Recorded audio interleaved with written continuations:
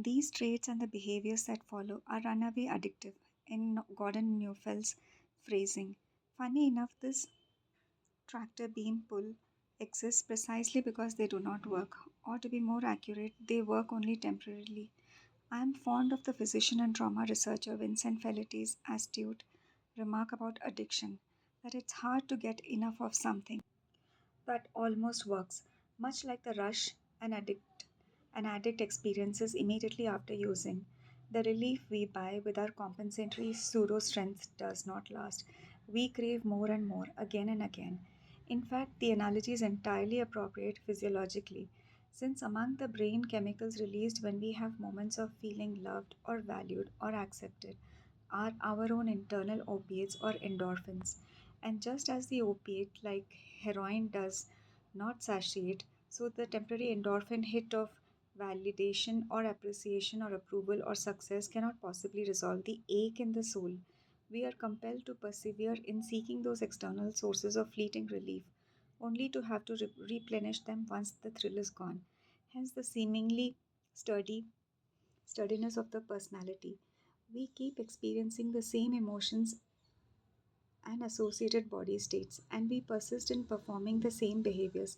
But it is closer to the truth to think of the personality as a recurring phenomenon than a fixed or permanent one, much like the way individual movie frames projected at rapid speed create the optical illusion of a single continuous narrative.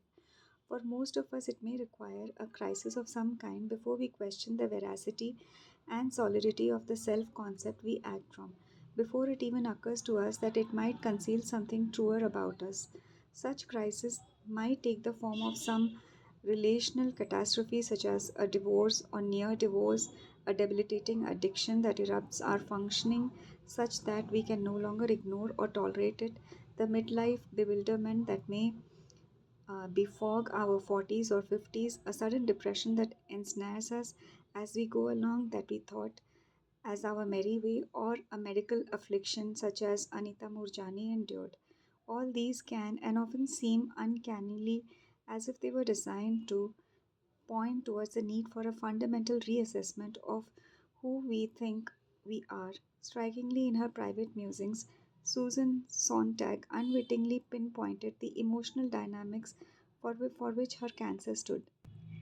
As a perfect metaphor, I am being wasted by self pity and self contempt, she wrote in her journal.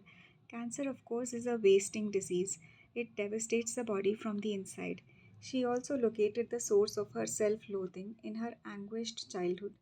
Everyone who has had a bad childhood is angry. I must have felt angry at first. Then I did something with it. Turned it into what? Self hatred. Eerily, Sontag touched upon the forbidden link just after her original diagnosis with breast cancer in 1971, some 8 years before she wrote Illness as Metaphor. The first thing I thought was, what did I do to deserve this? I've led the wrong life. I've been too repressed. The word wrong, there is a delicate thing, of course, resting very much on the spirit in which it is used. Sontag did not lead an incorrect life. That would be a harsh and blaming view. But neither the word implies did she get to live the life she might have wanted for herself. Rereading illness as metaphor now, knowing what I know, I am saddened. Sontag spurned the connection between emotion, personality, and illness more forcefully and articulately than anyone, and too with bitter and unintended irony. The life and death of this powerful thinker, edged with tragedy, has much to tell us. Abandoned as an infant by her mother and deserted again a few years later after a brief reunion, Sontag learned early to repress her rage. I've always made excuses for her. I've never allowed my anger, my outrage. As an adult, she reported herself something with resentment, but I dare not show it. Profoundly neglected, ignored, unperceived as a child, she compensated by developing character features that promoted her success in the world.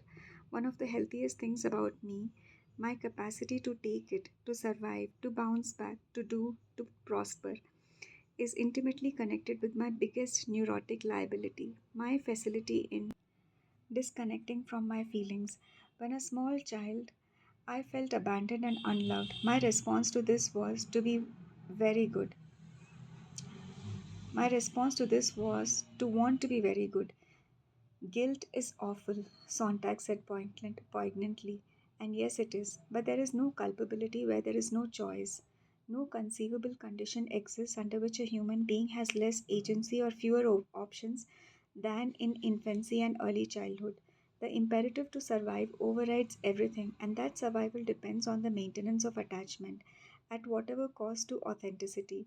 This is why so many childhoods, particularly in a culture that both breeds stress and feeds on it, are marked by a tense standoff between the two, where the outcome is predictable and the consequences are lifelong.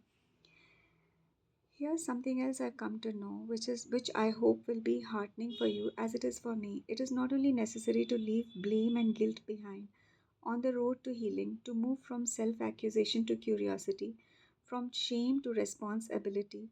It is also and always possible. What changed for me is that I realized that I had a choice, Anita Murjani said. When you are conditioned to do something, you're not even aware you're doing it, not even aware that you're suppressing yourself because you are in survival mode. The onset of inauthenticity may not be a choice, but with awareness and self compassion, authenticity can be.